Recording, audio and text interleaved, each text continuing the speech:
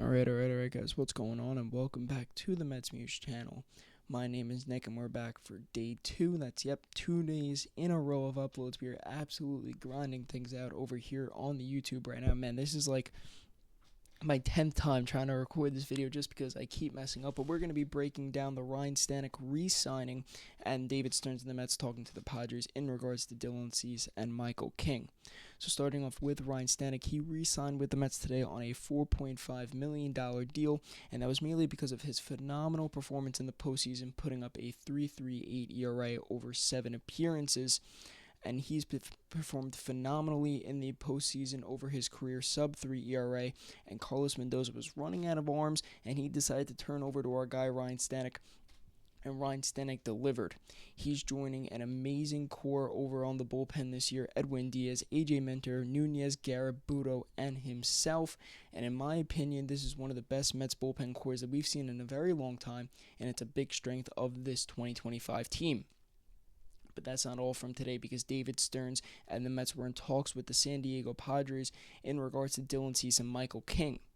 What will it cost, you might ask? Well, according to our guy Pat Randazzo, it might cost the Mets 2 top 15 prospects, and additionally, maybe even Starling Marte. Of course, with moving Marte, the Mets might have to pay all of his salary, if not half of it, and that's his remaining contract. The Mets tried to move Marte back during the winter meetings for Hunter Harvey of the Royals out of the pen, but those trade talks never materialized. He could be a component of this deal. But SNY talked about that this potential deal between the Mets and the Padres today, saying that the Mets could receive in return Michael King for Jose Budo, Drew Gilbert, and Jonah Tong. Michael King was amazing for the Padres last season. 13-9 record, 173.2 innings pitched, 2.95 ERA, and 201 strikeouts. In my opinion, if the Mets were to make a deal with the Padres, King would probably be the guy that we were to bring in. I asked you guys over on X your thoughts on that potential deal, and many of you believed that that was just too much to give up for Michael King. Despite those spectacular numbers in 2024, we're unsure if Michael King can eclipse upwards of 200 innings pitched or even replicate those numbers. And of course, on a one-year deal, that is a lot to give up, for potentially a rental. You don't really know if you're getting King back. So with that being said, the Mets adding to the bullpen, still looking to maybe add to the rotation via trade. That might not even be now. That could be later on in the season. Maybe by the trade deadline, a trade like this would be more likely. But of course, they are still in talks with Pete Alonso. Pete Alonso kind of came running back last night, according to John Heyman, and the Mets still have a 50-50 chance to bring him back.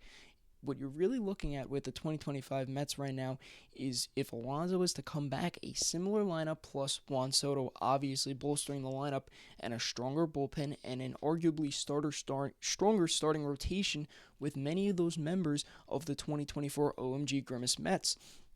So what you could say the vision is turning into for this 2025 team is a stronger, better on paper version of those 2024 OMG Grimace Mets. We're going to try to bring back some of that magic, go on a magic carpet ride once again, but plus Juan Soto and a lot of other new pieces, strengthening that core that we had from last season that we were questioning midway through the year. But David Stearns and Steve Cohen are showing confidence in this core, and I think that they're doing an amazing job continuing to add to this team as the vision becomes clear as we move to spring training. But that's all we have here today, so make sure you head over to the X Mets Muse and the Instagram NY Mets Muse. Drop a like and subscribe over here on the YouTube. We're going to be posting over here a lot more often. But as always, LFGM.